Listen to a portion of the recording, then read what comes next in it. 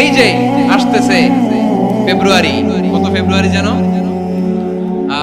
এটা কি বিশ্ব ভালোবাসা দিবস? হ্যাঁ, কি দিবস?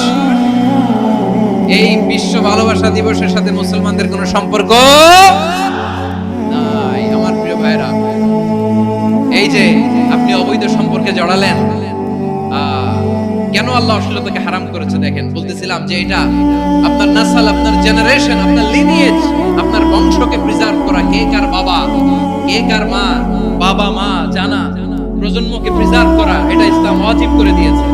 এই যে অবৈধ সম্পর্কের কারণে, বিশ্ব বেহায়া দিবসের কারণে, এগুলোর আউটকাম, আউটপুট হিসেবে মাঝে মাঝে এই ঢাকা মেডিকেলের ডাস্টবিনে নবজাতকের বাচ্চার কান্নার আওয়াজ শুনতে পাওয়া যায়।